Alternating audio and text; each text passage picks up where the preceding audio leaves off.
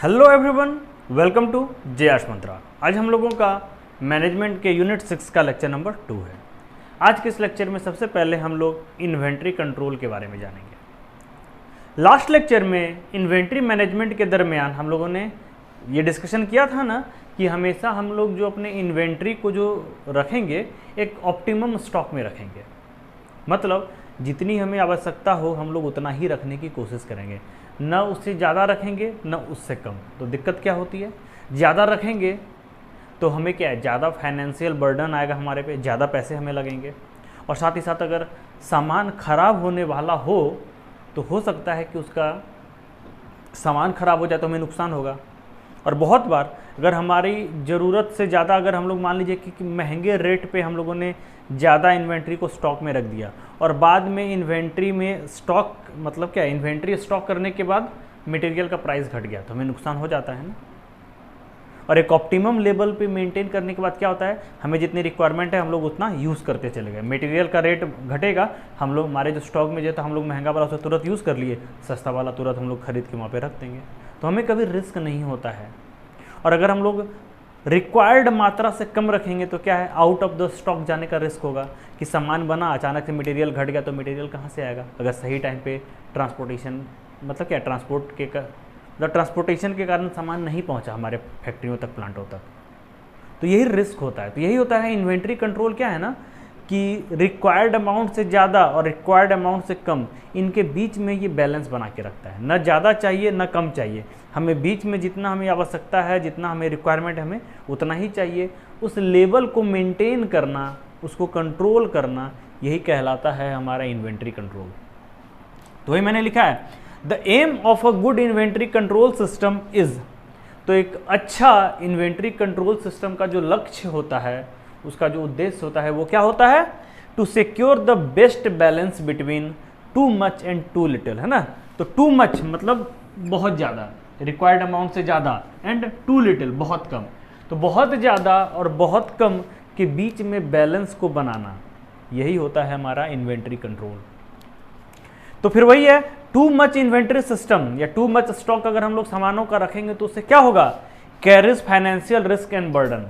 Burden तो पता है कि हमें ज़्यादा पैसा वहाँ पे लग जाएगा, और रिस्क होता है कि अगर मार्केट में मटेरियल्स का दाम घट गया और अगर हम लोगों ने महंगे रेट पे अपने सामानों को खरीद के क्या इन्वेंट्री को स्टॉक किया था तो हमें वहाँ पे रिस्क हो गया ना फाइनेंशियल।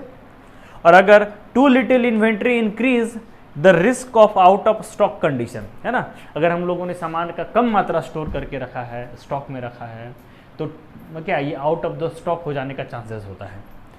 विच में हैम्पर द प्रोडक्शन एक्टिविटी, जिसके कारण हमारा जो मैन्युफैक्चरिंग की प्रक्रिया है, हमारा जो प्रोडक्शन का क्रियाकलाप है, क्या है, उसको नुकसान पहुंचने की या उसके स्थगित होने के चांसेस होते हैं। इट में result in loss of order, जिसके कारण हमारा जो ऑर्डर हमें मिला हुआ होता है उन सब में क्या होती है, कमी होती है, उनका नुकसान पहुँचने की संभावना होती है। क्योंकि सामान ही नहीं बनेगा तो हम लोग ऑर्डर को सप्लाई क्या करेंगे, तो इसलिए ऑर्डर्स के क्या उनके नुकसान होने की संभावना हमेशा बनी हुई रहती है। तो यही होता है अपना इन्वेंट्री कंट्रोल का पूरा सिस्टम। इसके बाद हम लोग देखेंगे कि ये जो इन्वेंट्री मैनेजमेंट है उसके क्या क्या ऑब्जेक्टिव्स है। तो चलिए इसे जल्दी से नोट करिए। इसके बाद हम लोग देखते हैं ऑब्जेक्टिव्स ऑफ इन्वेंट्री मैनेजमेंट। या बहुत बार क्वेश्चन में ऐसा भी लिखा आ सकता है कि ऑब्जेक्टिव्स ऑफ इन्वेंट्री कंट्रोल, दोनों एक ही चीज़ है, घबराना नहीं है ना। तो क्वेश्चंस उल्टा पुल्टा या लिखने का पैटर्न अलग अलग हो सकता है, आपको मतलब समझना है कि अल्टीमेट इन्वेंट्री मैनेजमेंट मतलब एक तरह का इनडायरेक्ट जो होता है ना, वो इन्वेंट्री कंट्रोल ही होता है ना। इन्वेंट्री कंट्रोल वाला पार्ट इन्वेंट्री मैनेजमेंट के अंदर में आता है। तो इसीलिए इन्वेंट्री कंट्रोल का ऑब्जेक्टिव पूछे या इन्वेंट्री मैनेजमेंट का आंसर सेम होगा, कंफ्यूज कभी नहीं करना है।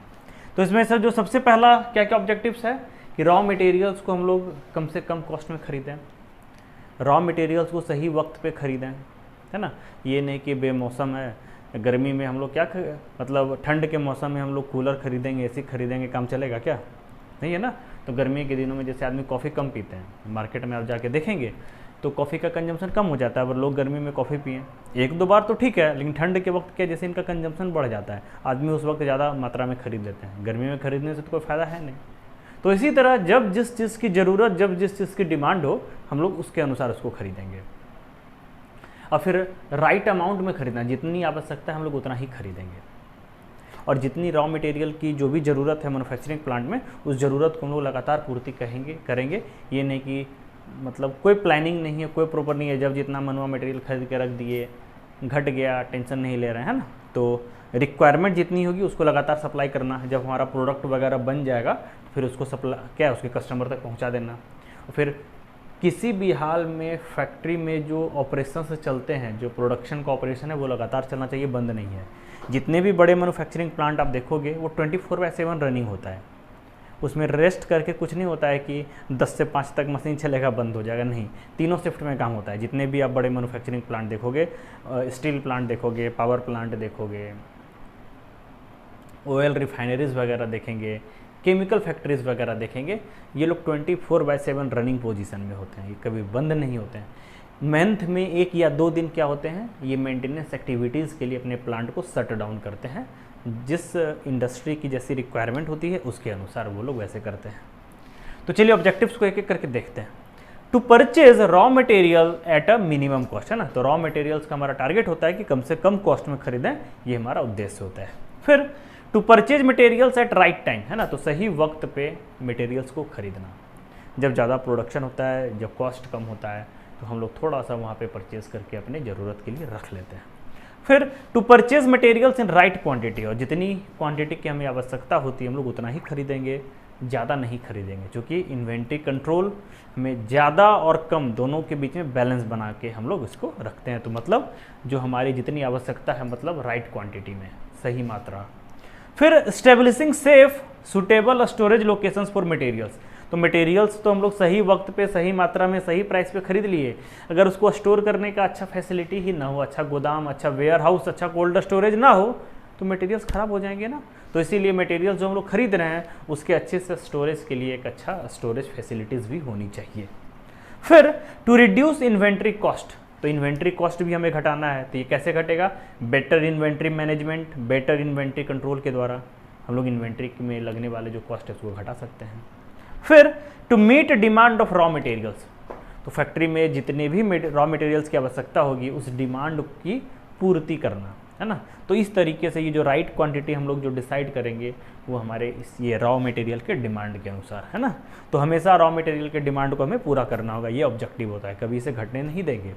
फिर to supply the finished products to customers, और इन रॉ मटेरियल्स की मदद से, इक्विपमेंट्स मशीनरीज की मदद से हम लोग जो भी फिनिश्ड प्रोडक्ट बनाएंगे उसको बना के तो हम लोग को तो रख के क्या पूजा तो नहीं करना है, तो उससे हमें क्या है कस्टमर तक पहुंचाना भी होगा। ये भी इन्वेंट्री मैनेजमेंट का हिस्सा है। सिर्फ रॉ मटेरियल नहीं, सामान जो बन के है, ये नहीं कि हम लोग सामान बनाते जा रहे हैं उसे स्टॉक में रखते जा रहे हैं, नहीं, बनाते के साथ क्या है फिक्स होता है कि इस इतने दिन के दरमियान इन सामानों को ग्राहकों तक, बाज़ारों तक, दुकानदारों तक पहुँच जाना चाहिए, तभी तो जाके फिर हम जो सामान बनाएंगे फिर वो जाके बिकेगा।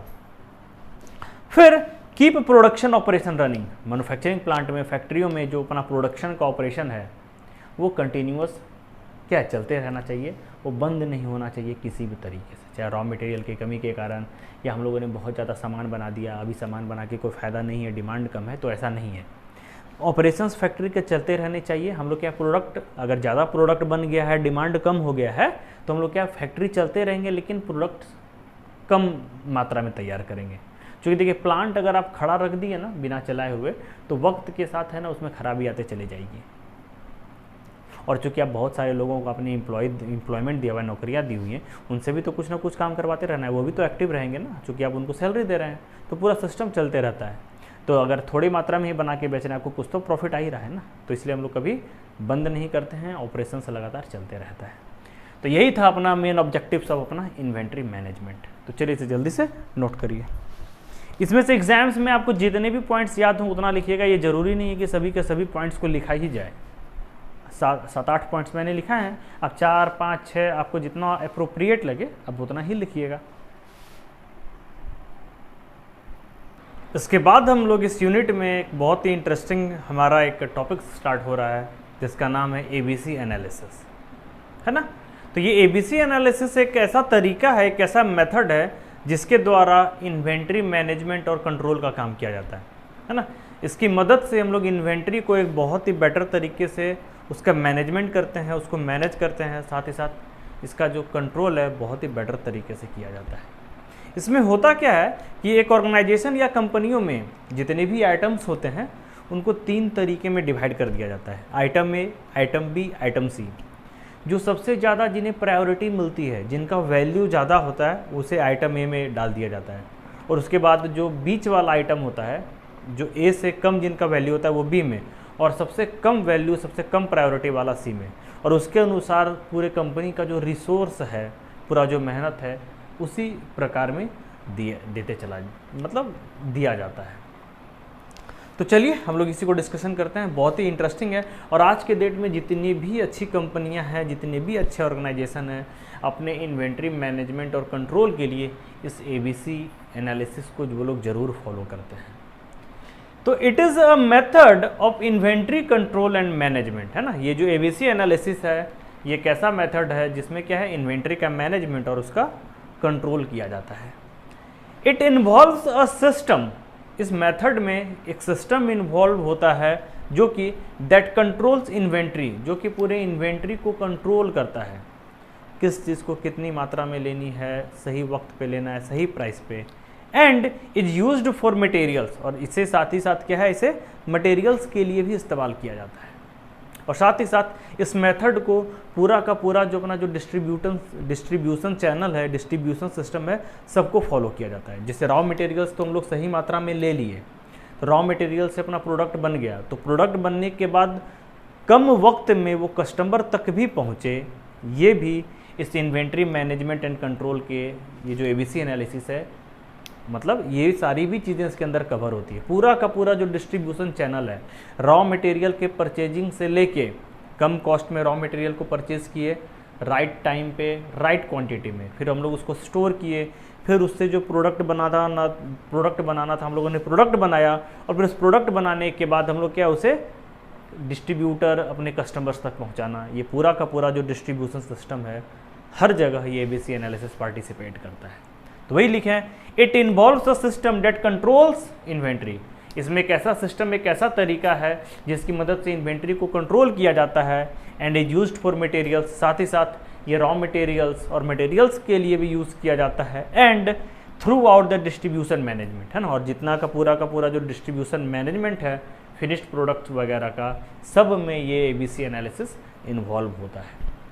फिर it is also known as, इस ABC एनालिसिस का एक दूसरा नाम भी है सेलेक्टिव इन्वेंट्री कंट्रोल, है ना। सेलेक्टिव इन्वेंट्री कंट्रोल, जैसे ABC 3 पार्ट में बांटे, जो सबसे ज़्यादा प्रायोरिटी वाला चीज़ है, हम लोग यहाँ पे क्या, उसको ज़्यादा बेटर तरीके से मैनेज करते हैं, ज़्यादा उसे रिसोर्स उपलब्ध कराते हैं, ज़्यादा बेटर टैलेंटेड लोग हम लोग वहाँ पे देते हैं कि ताकि आप एक वाला जो कैटेगरी है उसको ज़्यादा ध्यान दे के आगे बढ़ाओ। तो इसीलिए इसका नाम है सेलेक्टिव इन्वेंट्री कंट्रोल, है ना। हम लोग सेलेक्ट कैटेगरी वाले इन्वेंट्रीज को ज़्यादा फोकस देके उन्हें ज़्यादा आगे बढ़ाने का काम करता है। Selective inventory control. In this method, इस मेथड में, इस तरीके में, inventory is divided into 3 categories. हम लोग यहाँ पे इन्वेंट्री को 3 कैटेगरी में डिवाइड करते हैं, A, B and C in descending value, है ना, घटते हुए वैल्यू के क्रम में। यानी सबसे पहले A है तो सबसे ज़्यादा वैल्यू इसका है, इसके बाद है B जिसका वैल्यू A से कम है, इसके बाद है अपना C जिसका वैल्यू C से कम है। यानी सबसे ज़्यादा वैल्यू वाला अपना हो गया A, सबसे कम वैल्यू वाला हो गया C, और जो मीडियम लेवल का जिससे वैल्यू है उसका क्या है, वो है B। तो चलिए इसे नोट करिए, फिर हम लोग इसमें आगे देखेंगे।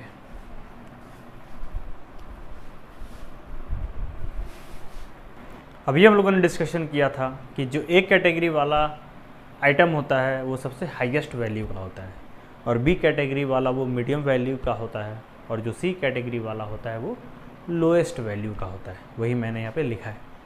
The items in the A category have the highest value. जो A कैटेगरी में जो आइटम्स होते हैं उनका वैल्यू हाईएस्ट होता है। जितने भी एक्चुअली इन्वेंट्री में हमारे आइटम्स होते हैं ना, तो उसी को हम लोग 3 कैटेगरी में डिवाइड कर देते हैं। तो A कैटेगरी में जो भी आइटम्स आए तो उनका सबसे ज़्यादा वैल्यू, B कैटेगरी में जो आएंगे उनका क्या है, वैल्यू लोअर होता है थोड़ा A कैटेगरी से, एंड और C कैटेगरी में जो आइटम्स आएंगे उनका जो वैल्यू है वो लोएस्ट आएगा, है ना। तो ध्यान रखिएगा, A वाला हाईएस्ट, B वाला लोअर या उसे मिडिल भी बोलिए, और C वाला सबसे लोएस्ट। है ना, सी वाला सबसे लोएस्ट और बी वाला लोअर, या इसे मिडिल वैल्यू भी बोल सकते हैं, कोई दिक्कत नहीं है, और ए वाला क्या होता है, वो हाईएस्ट वैल्यू का होता है। बात यह है कि इन्वेंट्री मैनेजमेंट एंड कंट्रोल की आवश्यकता बिजनेसेस को क्यों पड़ती है। आज के डेट में कोई भी बड़ा बिजनेस बिना इन्वेंट्री मैनेजमेंट एंड कंट्रोल के नहीं चल सकता है। Inventory control and management proper तरीके से करने पे उनके बहुत सारे पैसे बचते हैं, वक्त बचता है, और मटेरियल्स का क्या है ना, अच्छे से पूरा का पूरा मैनेजमेंट हो जाता है। कंपनी के मालिकों को, एम्प्लॉयज़ को ज़्यादा एनर्जी फिर खर्च नहीं करना पड़ता है प्रॉपर प्रोसीजर्स को फॉलो करने से। तो वही है, inventory control and management are critical for a business, है ना। तो किसी भी बिजनेस के लिए इन्वेंट्री कंट्रोल एंड मैनेजमेंट बहुत ही महत्वपूर्ण होता है। They help to keep their cost under control. इससे क्या होता है, इन्वेंट्री कंट्रोल एंड मैनेजमेंट से बिजनेसेस के कॉस्ट बहुत ज़्यादा कम हो जाते हैं, और साथ ही साथ जो मेंटल टेंशन होता है ना कि पूरे चीज़ों को करना है, वो बहुत हद तक वो बर्डन कम हो जाता है। चीज़ें ऑर्गेनाइज्ड होके आती है। जो सप्लायर है, आराम से ट्रांसपोर्टेशन हम लोगों का सब कुछ फिक्स है, माल आया, माल बना, माल डिस्ट्रीब्यूटर तक, कस्टमर तक आराम से पहुंच गया, है ना। फिर the ABC analysis helps the business to control inventory. तो ये जो ABC एनालिसिस के द्वारा, ये क्या, इस एनालिसिस, ये जो एनालिसिस है, ये बिजनेसेस को क्या है, हेल्प करता है उनके इन्वेंट्री को कंट्रोल करने में, and letting the management focus on the highest value goods item. तो जिससे कि क्या होता है कि मैनेजमेंट, इस इन्वेंट्री मैनेजमेंट एंड कंट्रोल में ABC एनालिसिस अगर बिजनेस फॉलो करते हैं, तो उससे बिजनेस को क्या होता है ना, इस मेथड से क्या है, वो लोग आइडेंटिफाई कर पाते हैं कि A कैटेगरी में कौन कौन सा आइटम है, B कैटेगरी में कौन कौन सा आइटम है, C कैटेगरी में कौन कौन सा आइटम है। और मैनेजमेंट यहाँ से क्या होता है, A कैटेगरी वाले आइटम्स को ज़्यादा प्रायोरिटी देता है, ज़्यादा ध्यान देता है, क्योंकि सबसे ज़्यादा वैल्यू, सबसे ज़्यादा जो मार्केट में रिपोर्टेशन, सबसे ज़्यादा जो सेल है, वो A आइटम्स के कारण होता है मैनेजमेंट का, कंपनी का। तो इसीलिए वो सबसे ज़्यादा एनर्जी, सबसे बेस्ट टैलेंटेड वाले लोग, सबसे ज़्यादा एक्सपीरियंस वाले लोग वो A कैटेगरी वाले में अलोकेट करते हैं, क्योंकि उन लोग तो देने होंगे ना। और B आइटम वाले में क्या है, थोड़ा कम फोकस, थोड़ा कम स्किल वाले लोग, और C वाले को तो मतलब एक तरीके से जानिए कि सौतेले बेटे की तरह बिहेव करते हैं, क्योंकि ये सबसे लो वैल्यू वाला आइटम होता है। कंपनी को इसमें ज़्यादा मार्जिन, ज़्यादा प्रॉफिट्स वगैरह होता नहीं है, सरदर्द ज़्यादा होता है, वॉल्यूम ज़्यादा है, वैल्यू कम है। कैटेगरी A वाला क्या है, वॉल्यूम कम है, वैल्यू ज़्यादा होता है।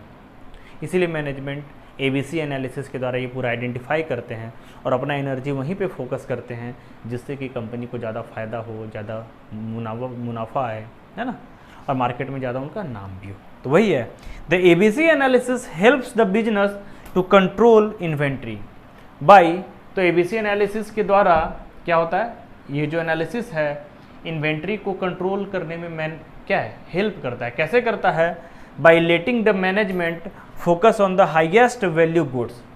तो ये हेल्प करता है इस तरीके से कि ये मैनेजमेंट को बताता है कि ये एक कैटेगरी वाला आइटम ये है, जिससे मैनेजमेंट अपना जो सबसे ज़्यादा जो फोकस या ध्यान है वो एक कैटेगरी वाले पे देता है, and not on the many low value good items. और वो अपना ध्यान जो C कैटेगरी वाला आइटम्स है, जो लो वैल्यू वाला आइटम्स है, वहाँ पे नहीं देता है। तो इन क्या मैनेजमेंट कैसे एनर्जी बच रहा है, तो वो अपने एनर्जी को अच्छा वैल्यू, अच्छा आइटम वाले पे देगा, जिसके कारण क्या उसका मुनाफा, उसका प्रॉफिट, मार्केट में उसका रेपुटेशन वगैरह ज़्यादा बनता है। तो यही है अपना पूरा का पूरा ABC एनालिसिस का पूरा बेसिक्स, पूरा डिस्क्रिप्शन। इसके बाद इस एनालिसिस को कैसे एक्चुअल में करते हैं हम लोग उसको देखेंगे, है ना। तो वो हम लोग नेक्स्ट वीडियो लेक्चर में देखेंगे, क्योंकि वो फिर वो बहुत ही ज़्यादा लंबा हो जाएगा। तो चलिए इसे जल्दी से नोट करिए।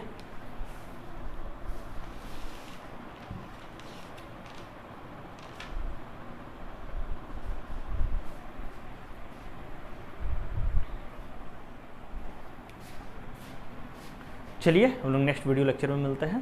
Thank you.